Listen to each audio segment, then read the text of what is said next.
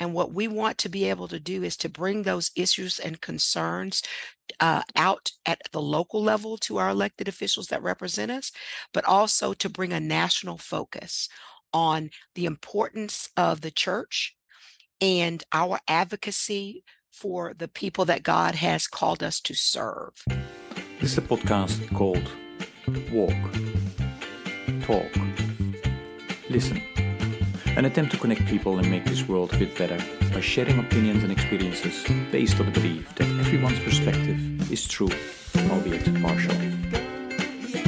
My name is Maurice Blom, and I would like to welcome you to yet another episode of Walk, Talk, Listen.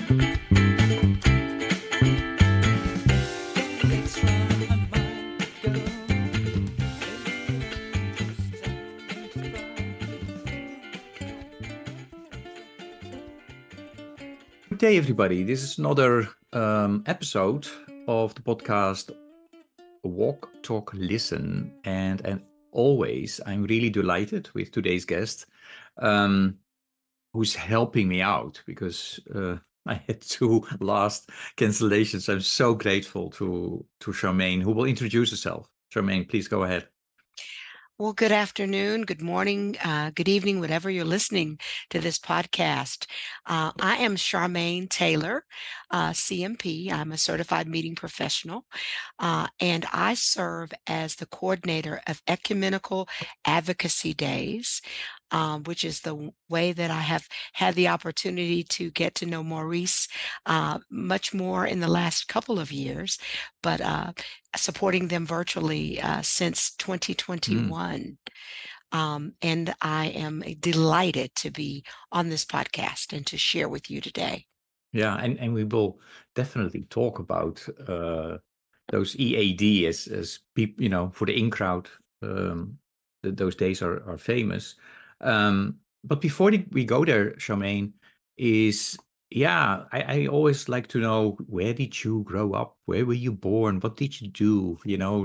Were you growing up in a city or in a town? So tell us. So I was born in a small East Texas town Mm. called Orange, Texas. It is just over the border from Louisiana. And my family on both sides is Creole, Louisiana Creole. And so we joke that Orange was as far as our relatives got on their way to California, which is where the rest of them ended up. But growing up, I was born during the Civil Rights era. And so I did actually experience the process of integration, Mhm. which frames my work and my focus in racial justice.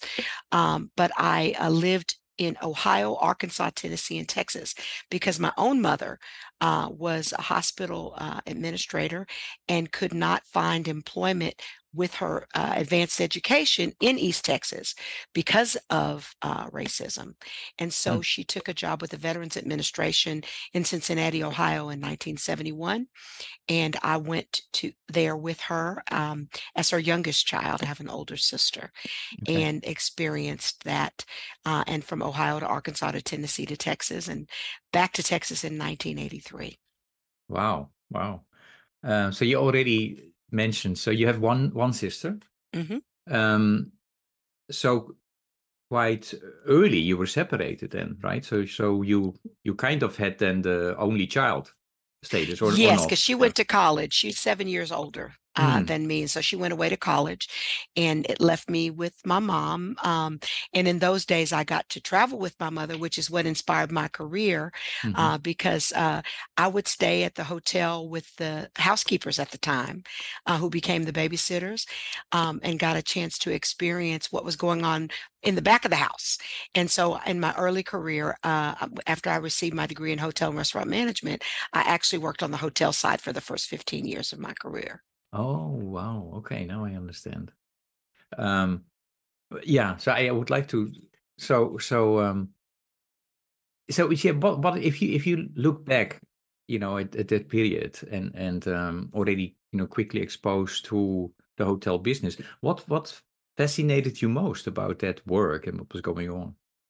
What I really enjoyed was watching how people took care of each other. Hmm. I think the spirit of hospitality drew me in. It also caused me, when I made the decision to major in hotel and restaurant management and actually take that leap, is I had a conversation at the time with a professor about the difference between service and servitude. Servitude meaning the legacy of slavery, as well as, as people of color, particularly blacks in America, Hmm. we worked inside of homes, we worked in hotels and restaurants, but we were primarily unseen. We were in servitude to our masters at that time, Hmm. and then later to our employers, which I think for many immigrants and others is still happening today.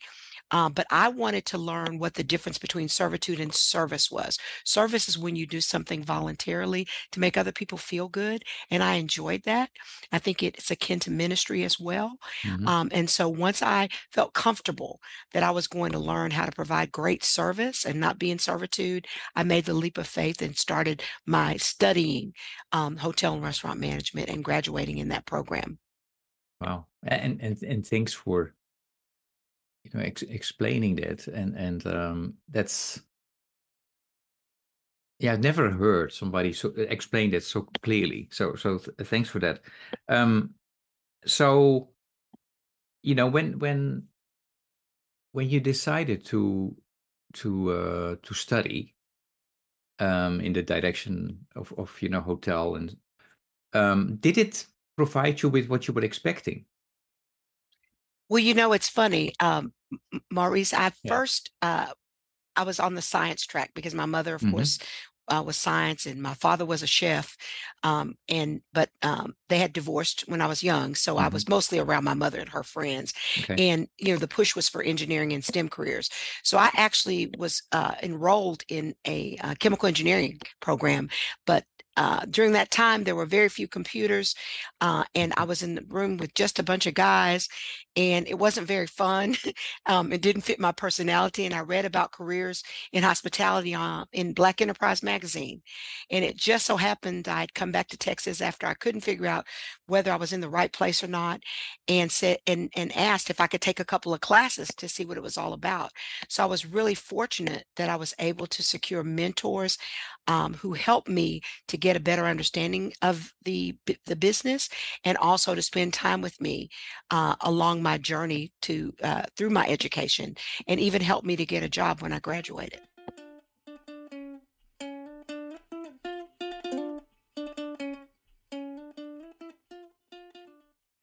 Oh, okay. So you did not choose this, straight, but you went. Yeah. Okay. So there were a couple of years or a Mm. period. Yeah, a couple of Um, years that I studied engineering first. okay. Yeah. Yeah. And you slayed it. I mean, if I look at your bio, it's Mhm. very impressive. All kinds of Uh, awards, and yeah. And so tell us, what did you do then after you were done? So when I finished Hmm. my degree in 1986, Hmm. the and I was my husband. I was by that point I was married. I got married as a senior in college, Okay. um, and so my husband worked in the oil and gas industry, which meant I had a choice of Ohio. I'm sorry, of Texas, Oklahoma, or Louisiana. So we stayed put in Houston, and so that also limited my opportunities because the bottom had at that time fallen out of the oil industry. That was one of the earlier oil crises.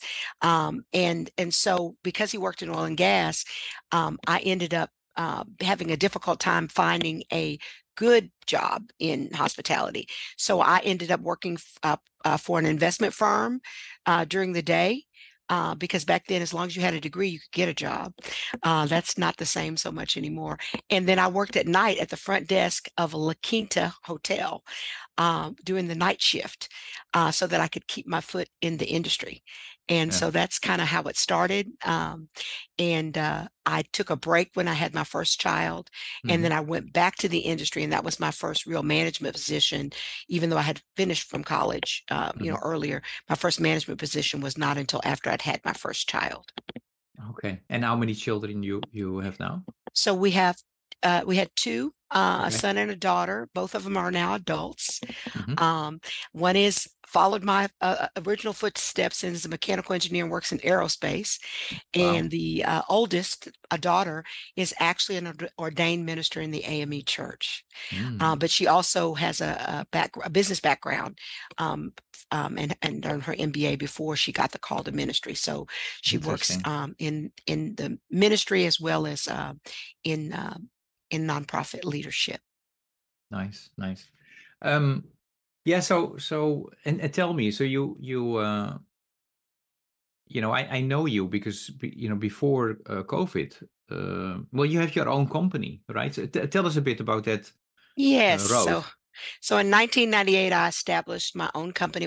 It's called On-Site Partners, Hmm. and at the time, it was a full-service meeting planning firm, we served customers across the spectrum. Our largest annual meeting was about 7,000 attendees, where I did food and beverage for that group, and it had an 800 booth show. So I've done events from 100 to 10,000, and Hmm. even had the opportunity to do registration for 25,000, at least managing the volunteers as a volunteer. So Hmm. I've worked on all size meetings, but you mentioned the pandemic. During the pandemic, I was a caregiver for my mother with Alzheimer's, and I was Oh. able to see her through to age 92 in her transition. And in the midst of all of that, my husband also reached stage 4 with cancer, and he transitioned last year. So it was a blessing for me to be able to have found EAD during that time Mm-hmm. and work with them, because it gave me a chance to do the things that were important to me in my community work, and also to continue to use my skills to help someone else pivot to virtual. Because of my background with registration software, pivoting to virtual was easier for me because it was something I had been working in before. And so that's how I made that switch. And since the pandemic, and working with EAD and my husband's transition, I made the decision just to focus on the things that matter most. And that's the way I'm going to serve in my community and only do work that's meaningful. So that's a big change that I made. My business is 25 years. And so I think I'm at the right place. My kids are grown. My life is settled. I moved to the hill country of Texas, to a small town, and I'm loving that. And so now I can just focus on those things that matter most.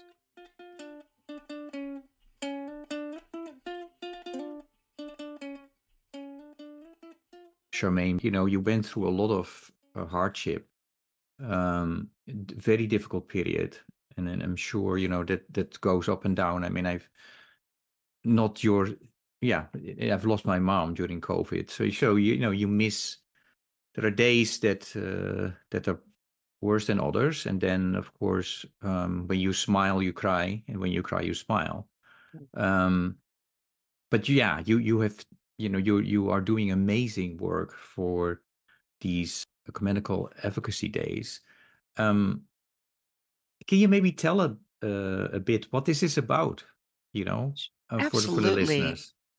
So uh, I was so excited to Mm, learn that there was a group of about 40 religious organizations that come together to work on things that they agree on, as opposed to focusing on things where they disagree. I was so excited to learn that there were people in my faith tradition, which is United Methodist, as well as other faith traditions, who were not focused on eliminating difference, eliminating people at the table, not talking about how Jesus would do it. And instead, we're coming together and standing up for the least of these, for those who have challenges, for immigrants, for hunger, protecting the climate, all of those things that are so important, that are part of God's creation, that they were standing for. And when I learned that, I could not wait to be a part of this team. And I was so very grateful that they found a fit with me. And now this is my third year working with EAD.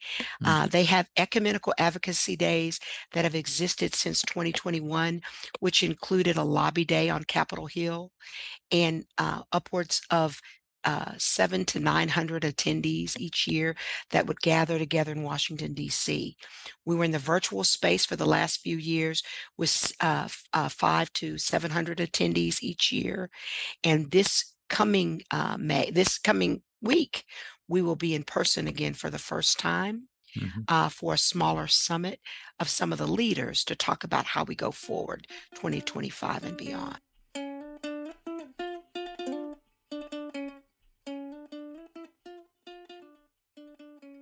This is an important year. I mean, as you mentioned, after a couple of years, which you could consider more virtual, although it was a bit hybrid.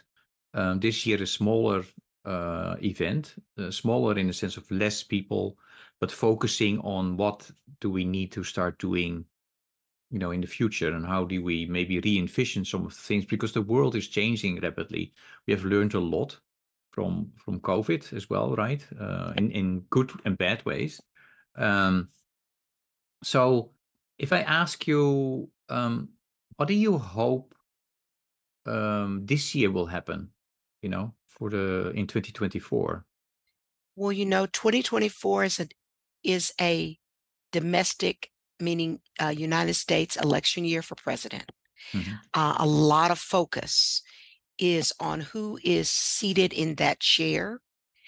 And what we have lost, I believe, is a focus on our local representatives in Congress Mm. and their responsibility to hear our concerns and respond to them in the way that they behave and the way that they vote. And so we are bringing together the church, all of these different faiths, the Catholic and Protestant religions. We have Presbyterians, we have Lutherans, we have Methodists, we have Mennonite, we have all of the Catholic orders involved in our advocacy, Marinol as well, Sisters of Mercy, you name it, they're involved, as well as some organizations that work on specific issues.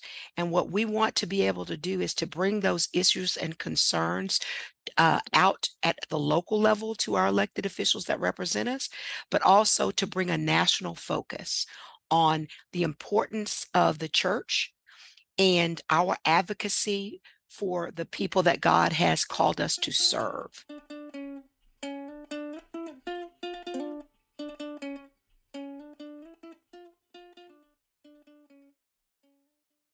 So it's amazing. Can you maybe tell a bit about, what type of topics would be discussed? And also, do people need to, if they register, do they need to go to DC to participate, or can they also do that from home? So this year is the first time it will be 100% in person. And we are doing that on purpose to give people a chance to reconnect at a much deeper level. There is more networking. And as I mentioned, this particular summit includes more leaders. So if you are someone who is in the DC area and can make it out to join us, the registration fee covers all of your meals for the day and a half that we're together, as well as we will have a prayer vigil at the Pentagon where we will pray for peace and justice. So this one is in person, but you can go online to our website, which is www.advocacydays.org. Again, advocacydays.org. And you can view content from our previous conferences to learn more about EAD and the topics that we discuss. We deal with environmental justice. We deal with economic justice. We deal with Middle East as well as Latin America. We also talk about Haiti, and other places where there is unrest. We have the Africa Faith and Justice Network that will be offering topics about things that are going on at the UN. We also will have a session on plastics, talking about plastic Jesus, and Mm. how important it is to control the amount of plastic that we put into our environment.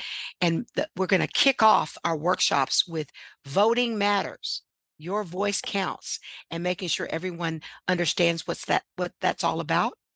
And then we're also going to complement that with a session on Christian nationalism and how we are the opposite voice to Christian nationalism when we speak for the church, and the way that we as Christians are to behave in how we care for God's people. If people go to the website, they are able to register if they are living in the area of Washington or they would still like to come. The agenda is there. If you go to the website, you can also find out about the previous years, and there are still materials there that they can read and And videos that they can educate the also view video that they can see and also. educate themselves. Okay, that's Absolutely wonderful. correct. And you just go Okay, to that website and everything is there. All the updates are there. All the interactive components are there as well. great.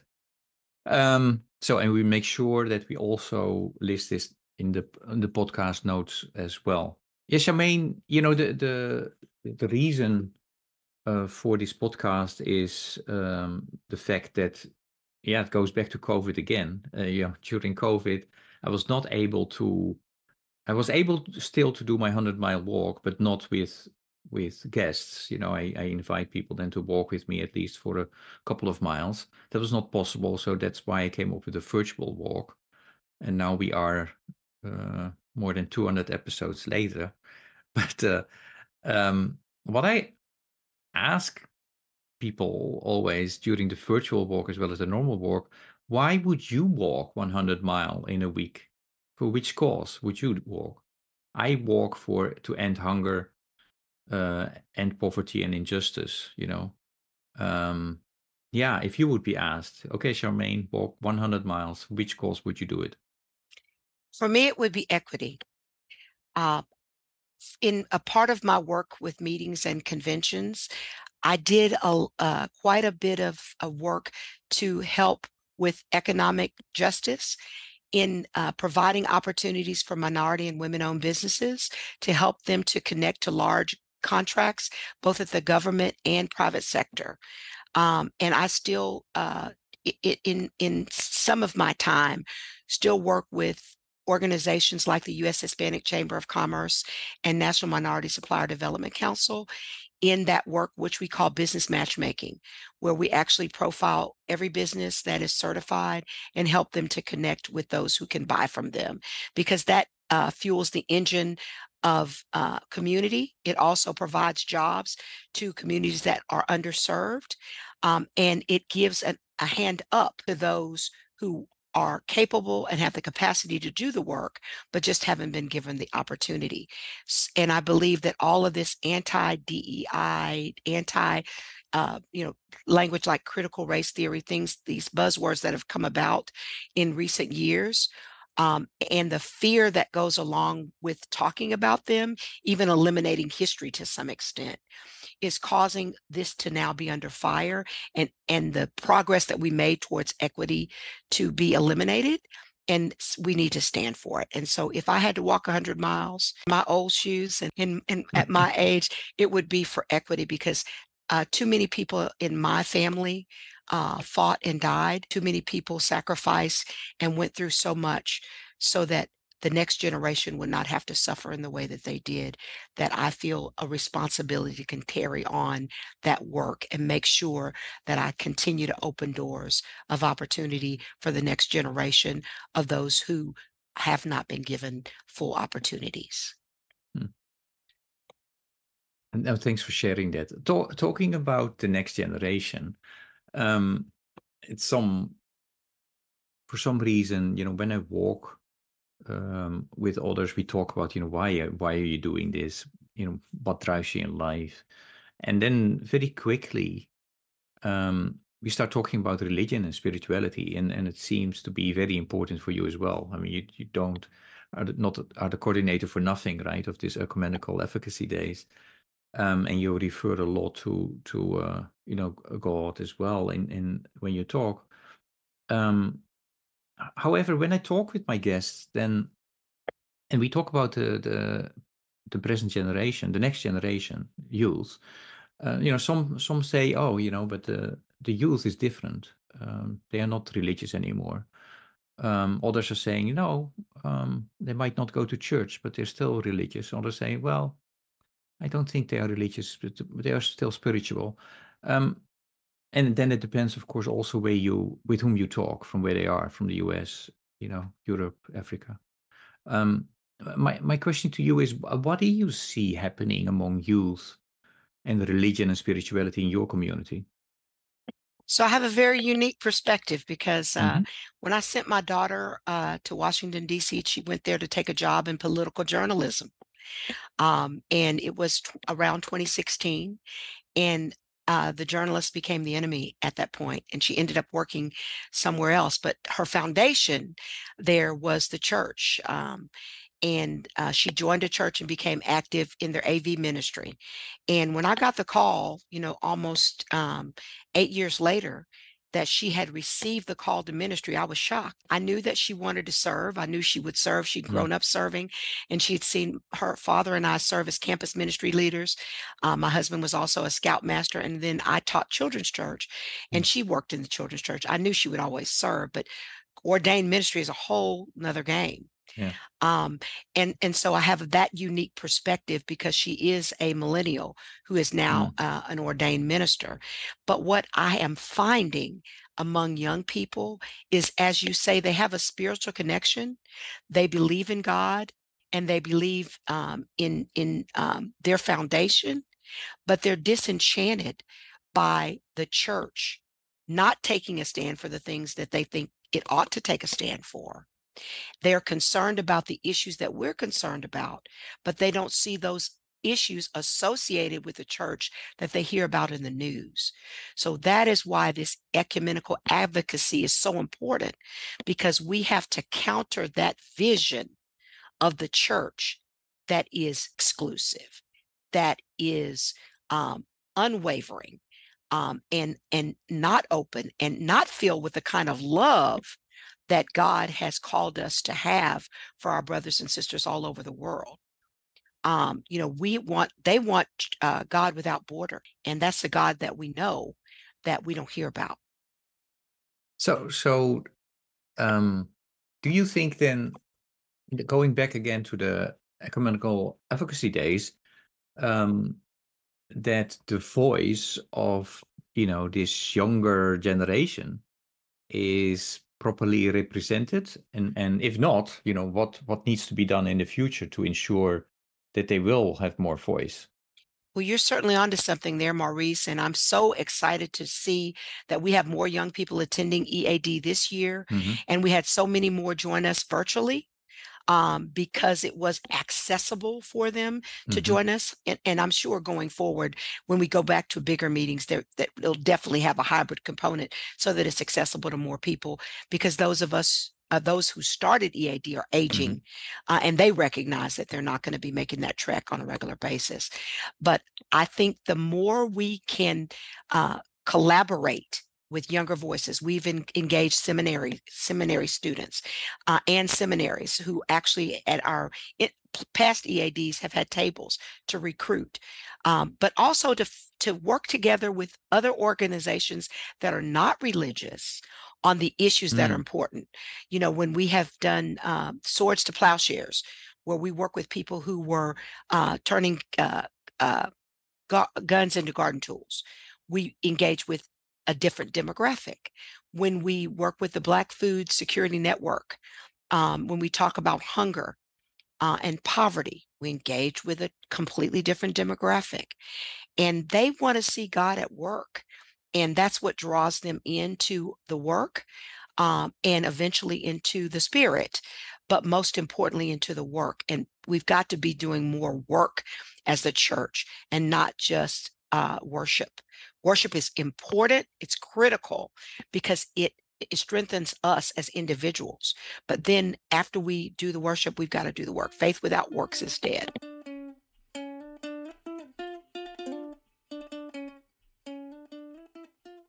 Great. Let us piggyback a little bit on that, because I think it's related what you're talking about. Um, I feel strongly about the Sustainable Development Goals, not because the goals that were developed are perfect, maybe far from it, but they were at least an attempt, to bring people from all kinds of places together, to talk about, how do we make our world more sustainable? Because there are so many challenges that we have as a world, humanity as well as nature. So I have always two questions about the Sustainable development goals for my guests. The first one is, um, what do you like the listeners to know about the Sustainable Development Goals? So that's one. And second question is about the inner development goals. And I'm asking this because I think a growing group of people is saying that, it's important, those sustainable development goals, the system changes that we need, but you can't reach those system changes if you don't also pay proper attention to the skills, knowledge, and abilities that you need as an individual in this community. So maybe that's also when you start talking about, the combination of action and, worship and prayer and the work that you need to do as an individual, but you also need to walk the talk. So two questions. One is about the SDGs. What do you want the listeners to know about it? And maybe you say, I want them to forget about it. That's all good. I respect all opinions. And the second part is about the inner development goals. Have you heard about them? Um, and if not, then I can explain more. If you did hear about them, yeah, what do you like about them, or what don't you like about them? Well, I did take a look at both of those topics when you shared the links. Um, a- and I did so because sustainability is one of and ESG and all of these topics are, we're actually adding that to the curriculum for people who are studying hospitality. Um, After I left the university, I Mm, came back and became active and serve on the board of my college and have done so since 2013. So we are involved in advising them on curriculum and resources and connecting them with people. And so that's why I pay attention, to those things. And as a meeting planner, which was my mhm, primary profession, yeah. um, you hit on a very important point, which is we don't just live in the United States; we live in the world. Mm, And I think sometimes we forget that we live in a world when we set policy and when we view policy and when we think about making decisions. And so these sustainability goals are goals to make the world a better place, to make sure that the world has everything it needs, that we can't be selfish and only think about what we need. So that's at a high level what I think about as far as that. And then to simplify the inter portion of it, we just each need to make sure that we learn what we need to know to do our part. If everyone does their part, or if everyone does something, everybody doesn't have to do everything, but if everybody does something, we're going to make a difference. One example of something that I worked on in 2009, we started working on it, is we were trying to encourage more students to pursue STEM careers, to learn more about science and math and engineering technology, to get them ready for what was coming. We didn't realize how quickly it would get here. But we started the All Earth EcoBot Challenge, which was surrounding Earth Day. And the intent of it, there were a lot of robotics competitions that were out there that were fighting robots. We didn't want them to fight robots. We wanted them to teach Lego robots to do environmental tasks that would improve the climate or improve the earth or increase sustainability. And so we started it for middle schoolers with 54 teams back then. Now it's up to, I understand, 2,000 students, and it still continues. We turned it over to the Harris County Department of Education in Houston. But we worked with corporate America to help to fund this program, first by getting a $100,000 grant. But these are the kinds of things that were started even then in the work that we were doing at my company to support the community, but also to encourage sustainability. So, whatever you do, sometimes just your time, if it's a couple of hours, we had people that would come in as judges. You're mm, making a difference to the next generation. I think that our students are pursuing these environmentally important jobs. They like virtual work because of the impact to the climate. They travel less, mhm, or make the most of the time when they travel to stay longer and do more, and even do things in those communities because that decreases our carbon footprint. All of those things I think come into play. So I would just end by saying, at the high level, the 17 overall goals are what makes the world a better place. and the inter side of it, as you explain it, the inter side of it is for us to keep reminding ourselves to learn as much as we can so that we can be better stewards of the resources that God has given us on earth, and to do our part to make the world a better place.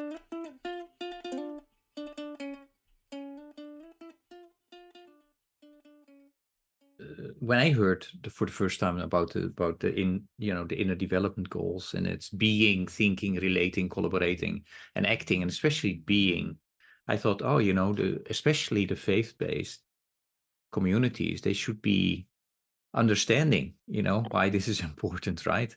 And if you think about being, I think about music. Music is very important to me, so I always have a question also about music, Charmaine. And my question to you about music is, if I ask you to come up with a piece of music or a song that best embodies, for a big part, who you are, what you are about, which song or piece of music would that be, and why? So I don't know the composer, Hmm. but it's an old gospel song. Um, and what I love about it is it's a great song, whether you can sing or you can't, because it's almost like you're talking to yourself. And the song is called I Won't Complain. And it's very simple. It just starts off with, I've had some good days. I've had some hills to climb. I've had some weary days and some sleepless nights. But when I look around and I think things over, all of my good days outweigh my bad days. I won't complain. And it goes on from there. But the key Mm. is all of us right now, those who are working in the virtual space, those who are coming out of COVID, from, life has changed for all of us. We've seen people die that we thought would live longer. We've seen institutions crumble. We've seen laws overturned that we never thought we'd have to worry about. We've seen we've had to do more with so much less. People are overworked and underappreciated. Some of the things that we have fought so hard to change are reversing. All of our major institutions like education and even the political system are experiencing declines that we never expected. But we can't complain. We just have to keep doing as much as we can to raise our voices, which represent the universal voice of God, and continue to fight for right, to do what we can, to do our part to continue to make this world a better place. That's all we can do. We can't complain.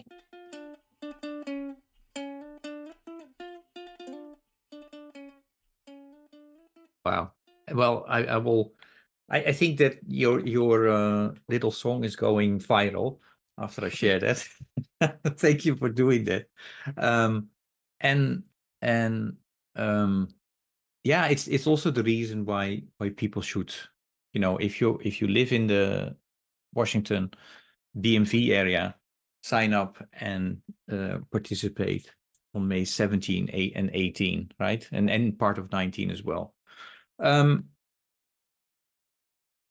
yeah, Charmaine, what I also hope that we are accomplishing with this podcast is connecting people. So I'm connecting you, we are connected, we're talking with each other. I connect you with the listener, they get your story. I'm sure they will be inspired by what you're explaining to them, sharing your story. But I came up with a kind of two questions. One question is for you from the previous guest, and then I will ask you to come up with a question for the next guest, and we don't know who that will be yet. So the question of the previous guest for you is, what drives your passion? Well, you hit it. You kind of caught it. It's my faith. Um, you know, without faith, I don't know how I could make it. Um, you know, and I'm not my religion, my faith, my belief that God is going to be who he says he is, that he's going to do what he says he's going to do, and that I have to respect his timing, and also the role that he appoints each and every individual, not just me, in achieving the goals and objectives he has for all of us. So I would definitely say it's my faith. And what is your question for the next guest? I think I would ask your next guest, as you asked me in the beginning of this about the 100, what I'd walk 100 miles for, which is a lot. I would ask, what would you be willing to die for? What would you be willing to die for? We used to have people who were so committed to a cause that if it took their life, it would be okay. I think that commitment level has been lost. We talk about people in a military society being willing to die for their country, and we consider that noble. But there's so many issues in the world that we're experiencing that are also noble. So what are you willing to die for? What are you willing to put your life on the line for, to ensure that it never happens to another person, that no one goes hungry, that no one goes homeless, that no one dies because no one heard their cry because of mental illness? What are you willing to die for? Okay, I'm not going to ask you to answer that, although I'm curious, but we will leave that question for the next guest. Thank you. Well, you live in the US, like I am. So you're familiar probably with Steve Hartman of CBS. He was examining, or maybe still is examining, how one simple act of kindness creates a ripple effect. So I have two questions around that. What are your thoughts about, one simple act of kindness and its potential to create a ripple effect? And then the second part of my question is, if I ask you to come up now on the spot, that you would do one simple act of kindness this week, what would you do? And no, what would you do? Yeah. So as I ponder that question, one of the things that I see that is a real distinction between those of us who are effective in our ministry to those who are struggling is there's a difference between being in community with people who are different from us and providing charity to people who are in the world with us. And so one of the things that I try to do whenever I do anything for anyone else is I try to allow them to have their dignity in that moment. I'm working on a committee right now at my church planning an event, and it's an event where everybody decorates their own table. For someone with privilege, going to a store and buying everything you need is easy. But for someone who may be coming from a housing project or who may not have even known that this was an expectation, if they show up and we've already decorated for them, it takes away the joy and the dignity of using that creativity that they had to be able to decorate the table themselves. So, you know, instead, my goal is to provide a resource table with items that they can use so they still get to use their creativity and maintain their dignity and participate like everyone else and not just be a recipient of charity. I got the pleasure or the opportunity to visit Haiti after the earthquake as a guest, not as a mission worker. And one of the things that the people said to me there was, we want to know how to restore our own community. We want the resources. We appreciate the missionaries that are coming here and the support that they're giving us, but we really want to be able to restore our own community, and we just need the resources to do that. So I would say providing a resource that a person needs so that you give them a hand up rather than a hand out so that they can feel like they are making a difference in their own community, in their own lives. It's like the old adage, you don't, you can give a man a fish, but if you teach him the fish, you can eat for a lifetime. No, I really appreciated that distinction that you made. Yeah, you know what, a lot is going on, and you touched upon quite a number of topics. If I ask you what worries you most at the moment, what would that be? And there, because I also know that you're a positive person, so I know that you will be able to come up with something. And then where do you still see hope?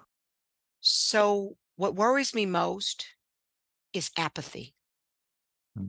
that people will just stop trying, stop voting, stop speaking up, stop fighting, let the status quo be, decide that they can't make a difference. But my hope is that if those of us who still have faith, who still have blood in our veins and strength in our bodies to work, share with others, to help others, to know that they matter, to know that their voices count, to mobilize and energize. My hope is that we can turn this situation around and restore what we've lost, not just in the United States, but throughout the world, where we will regain compassion for our fellow man, regardless of their race, regardless of their religion, regardless of their home of origin, regardless of their gender or the gender identity that they have, that we will learn to love again. That's my hope. These conversations always go fast. Yeah, I asked many questions, but is there a question that I did not ask you, but I should have asked you? I think you asked me all the questions you needed to ask. I'll just say again that anybody who wants to join us in Washington, D.C., if it's convenient for you, if you're in Maryland, if you're in Virginia, if you're in DC, to be a part of our in-person gathering May 17th through 18th, please come. Hmm. And if you're not, take the time to visit the website to learn about the work that we do and get engaged with either us as an ecumenical body when we come back together again in person and virtually in future years, or get involved with one of those 40 organizations that's a part of our collaboration in your local community, in your local church, in your local organizations, and start doing your part, that interdevelopmental part, to improve the 17 goals that we have as a world and make it a better place. Great. Thank you so much, Charmaine, for your willingness to talk with me today. Thank you for the opportunity. And for who you are, and also for your, well, the listeners don't know that as yet, but I asked you this morning, and you said yes, of course. So wonderful. And I'm not going to wish you luck, because you don't need luck, for the event. It will be awesome. I'm sure about that, and I totally agree with you. Folks. Yeah, we the title of Walk, Talk, Listen also refers to walk the talk, right? And I really encourage everyone to do that, whatever that is for you in your community. You want to do it small or big, and I think today we heard again, there are so many ways and you can get involved. So please do so and play your part. Thank you, Charmaine. You're so welcome.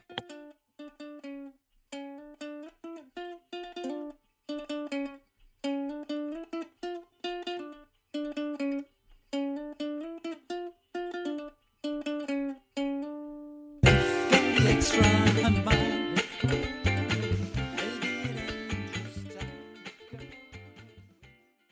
Thank you for listening to Walk, Talk, Listen. Please check us out on 100mile.org. or follow us on Facebook or Instagram.